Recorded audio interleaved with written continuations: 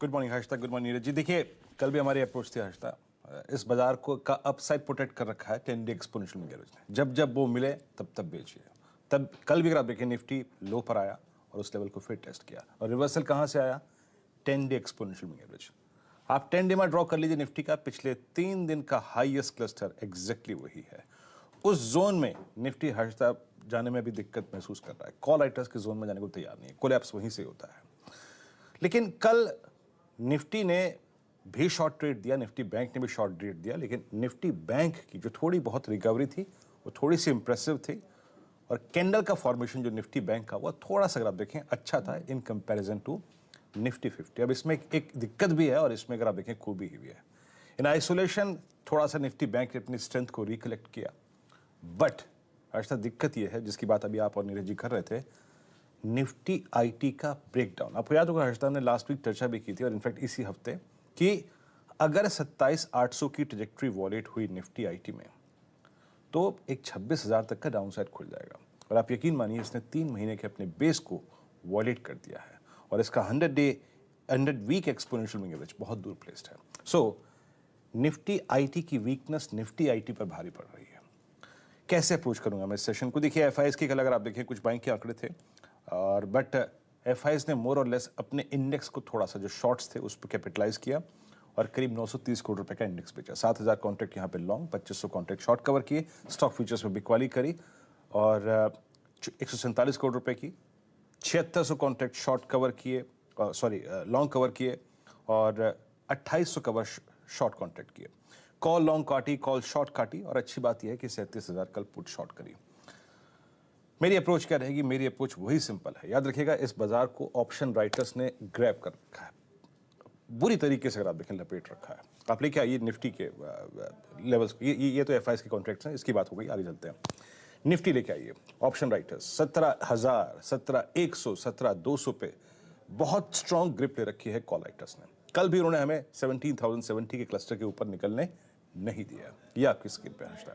Look at outstanding Y at 17,000, it's 1.43 CR, huge. और नीचे put writers के पास अगर कहीं पर एक बड़ा कन्विक्शन है तो वो है 16,800, जिसको वो कहते हैं कि हम डिफेंड कर लेंगे। मेरी अप्रोच क्या रहेगी? देखिए, कंप्लीटली रेजिस्टेंस वन, जैसे कि मैंने कल मेंशन किया था और आज भी मेंशन करूंगा, इट्स ए सेल जोन। जब जब मिले आपको सेल करना है जोन में। कल भी वो ट्रेड बहुत बखूबी गया इस जोन में, मतलब फर्स्ट रेजिस्टेंस पे आपको सेल करना है 17,032, 17,110। ये जो 110 है ना, दिस इज 10 डेमा क्लस्टर एज वेल। और अगर ये कटेगा तो आपको 156 और 207 मिल सकता है, जो कि आपका 20 डे एक्सपोनेंशियल मूविंग एवरेज है। बट टिल द टाइम आप इसके नीचे हैं, इट्स सेल ऑन राइज। नीचे फिर कहूंगा, जैसे कि पिछले 2 सेशंस में कह रहा हूं कि डीआईएस की बैंक जब आती है वो नीचे से थ्रस्ट जनरेट करती है, पुल बैक जनरेट करती है। तो आपको 902, 844 या फिर 811 इस क्लस्टर्स में जब अपने शॉर्ट्स को जब पिक करना है, कवर करना है, तो लॉन्ग के प्रोस्पेक्टिव से भी काम करना पड़ेगा। और अब आते हैं निफ्टी बैंक पे। निफ्टी बैंक आज का एक लीड इंडिकेटर रहेगा, मतलब कि अगर निफ्टी आईटी कोलैप्स हो रहा है और निफ्टी प्रेशर में है, but in isolation Nifty bank क्या कर रहा है? दरअसल कल के सेशन को अगर आप निफ्टी बैंक के देखें, इसने ज्यादा समय अपने 10 डे एक्सपोनेंशियल मूविंग एवरेज के नजदीक बिताया in comparison to Nifty. Nifty ने नीचे बिताया, इसने नजदीक बिताया उसके। लेके आइए ऑप्शन राइटर्स 40,000 पे एक बड़ा कॉल राइटर बैठा है और नीचे 39,000 पे एक बड़ा पुट राइटर बैठा है। एक टसल है 39,500 पे कॉल राइटर्स और पुट राइटर्स पे, जहां पे शॉर्ट स्ट्रेंगल्स क्रिएट हुई हैं, जहां पे कॉल भी बिकी है, पुट बिकी है।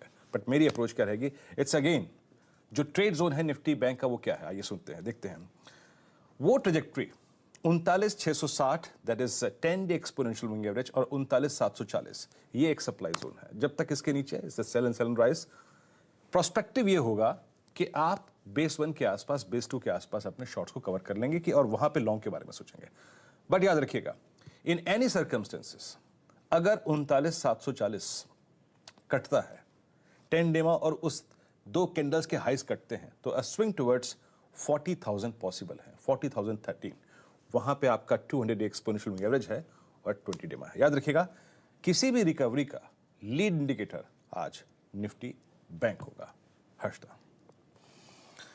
वीरू, एक और चीज, ये जो FIIs की बाइंग का आंकड़ा आया है 1531 करोड़ का, इतनी बड़ी तो कोई ब्लॉक्स नहीं हुई थी कल।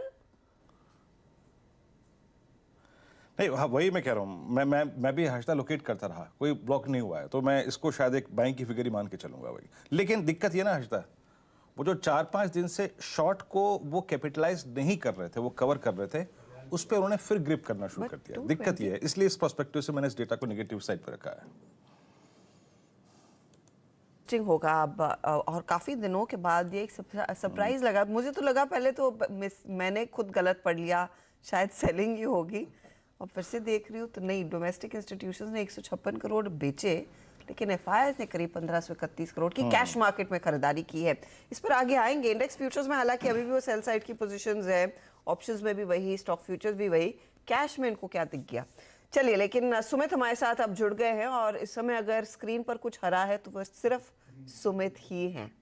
शायद यही काम कर जाए इस समय, तो यही लग रहा है किसी भी हाल में शायद यही कपड़े काम कर जाए। कोशिश तो ये, नीरज जी छोड़ नहीं रहे रेड जैकेट किसी भी हाल